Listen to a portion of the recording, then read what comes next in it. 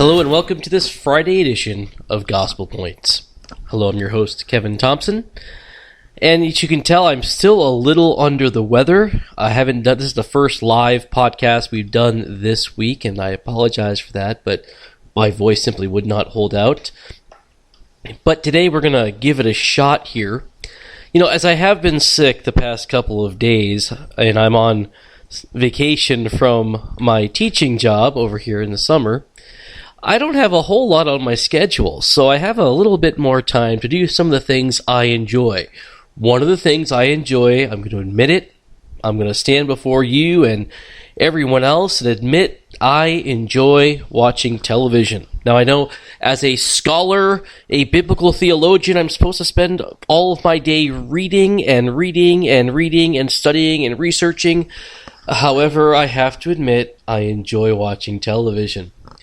One of the TV shows I've been watching this week is 24. Now, 24 is over. I forget exactly when the last season was, but I never actually saw the program before now.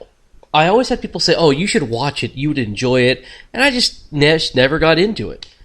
Well, I watched one episode and I got hooked, and so I've been marathoning that on TV right now. And I have to look at a guy like Jack Bauer and think, man, I am not him.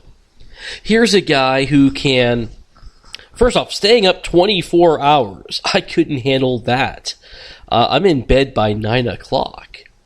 But here's a guy who, for the love of his country, he would do anything to keep America safe from terrorism. And that includes going through torture, going through unspeakable pain in order to keep his country safe and to keep the secret that he has safe. And so they'll waterboard him or do whatever it takes, the enemy trying to get the secret out of him, but he won't do it. He will die fighting if he needs to. And I look at that and I think, there's just no way. I'm not Jack Bauer. I really hope that none of my friends are secret government spies who want to pass information on to me. Because if I ever did get caught and they strapped me down to a table, I don't know how long I'd last. I have a very low threshold for pain. And quite frankly, I think turn off the AC and I'll probably spill my guts. You know, I'm not very good at all of that. Well, what does Jack Bauer in 24 have to do with Christianity? Well, I've heard this since I was a kid, and I just heard this recently again today, listening to a pastor, a theologian I know and respect. And he mentioned the fact that, you know, as America rushes closer to an age of persecution, we can at least rejoice in that nominal Christianity will be a thing of the past.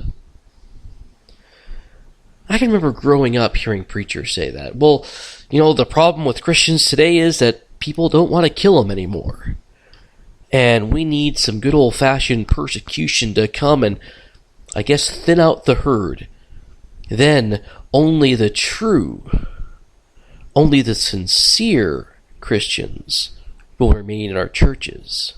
Maybe you heard mission stories and things like that where government's coming into churches, and I can recall one story, again, preachers and illustrations, who knows if it's true or not, one story of a church somewhere in, I believe it was Asia, where this church was conducting their service, and all of a sudden 2 government soldiers with machine guns kicked down the door right in the middle of the service. And they said, we're here to kill any true Christian. So if you're not a true Christian, then you get out of here quick. And so a whole bunch of people got up and they ran out. Then the soldiers closed the door. They took off their machine guns and said, good, we just wanted to worship with some true Christians. Can you share a similar story? You probably can. And I understand the frustration there. Because nominal Christianity, those who simply just call themselves Christians, that's a scourge upon the church.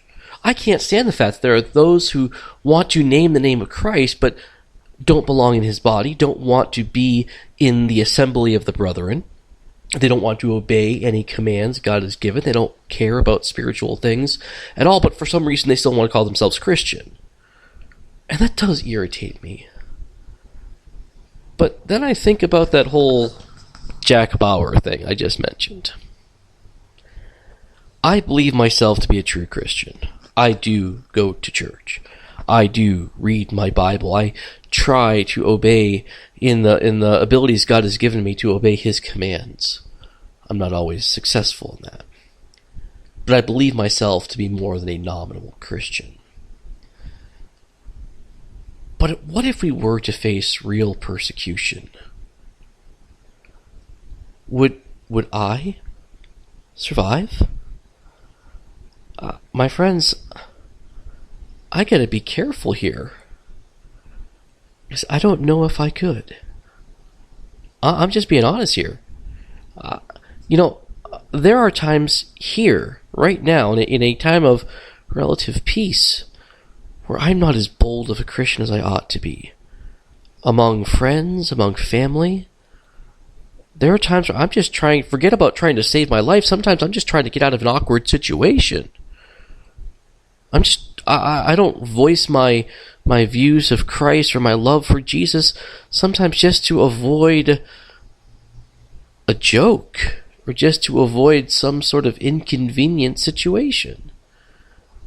I don't know if I could endure all of the hardship of persecution. And that brings my mind to Romans chapter 12. And verse 3 in particular. For by the grace given to me, I say to every one among you, not to think of himself more highly than he ought to think, but to think with sober judgment, each according to the measure of faith that God has assigned. My friends, I don't want persecution. I don't know if I could handle it. I don't know if I'm a Jack Bauer Christian. In fact, I'm not. I don't have that strength. I'd like to think I would if that ever came to it, but I just can't say that I can. And more importantly, I don't think I have to. My faith, according to Ephesians, is a gift from God. If the time ever came, I would pray that God would give me the strength to endure that trial. I don't know if he will or not. There are many in the early church who recanted. Just earlier today I was reminded of the Anabaptist Balthasar Hubmaier. Truth is immortal. He died a martyr's death. But before that, in fact years before that, he was given a chance to recant, and he took it. He took the chance to recant his views, even though he believed it. Now, he was convicted of that, and again, by the grace of God, when the time came again, he stood for the faith, and he stood till his death. And friends, I don't know if I could stand persecution. I don't know if I'm that strong of a Christian. But I do know that my faith is a gift from God. And if God so chose, he could give me the faith I need to get through that moment. In fact, God gives me the grace I need to get through every moment. The faith I have is completely dependent upon Jesus Christ. It's not just something I have to reach for deep down inside and pull out in times of... No, my faith, even in times of non-persecution, in times of peace, that's a gift from God. I am so thankful and I'm so humbled by the fact that it's God who keeps me. It's God who gives me every ability that I have. So, am I a Jack Bauer Christian? Am I looking for persecution to thin out the herd? I don't know. And I don't know if I'd make that cut. I'm just thankful for God's grace, and I'm thankful for God's mercy. I'm thankful for the ability he's given me to proclaim his name when given the opportunity. My friends, don't be arrogant. Instead, we should go back to Galatians, and we see a brother overtaken in a fault. We who are spiritual should uplift him, but being careful not to be tempted ourselves. Arrogance is not becoming of a Christian. Humility is. Grace, dependency, is the mark of a Christian. Well, we'll end it there today, so I'll leave you with that thought. Your faith is a gift from God. Cherish it and depend upon God and ask God for more. Your strength doesn't come from your resolve. Your strength doesn't come from your determination. Your faith, according to Ephesians 2, is a gift of God. How can you perform those good works? Only because of a gift from God. Ask for more faith. Just like the man, we mentioned him before, the man who came to Jesus because of his son suffering from seizures and demon possession. Lord, help my I believe, Lord, but help my unbelief. Well, we'll see you back here on Monday. Again, you can follow me on Twitter at Kevin J. Thompson, or you can check out the blog at www.kevinjthompson.info. Have a great rest of your day.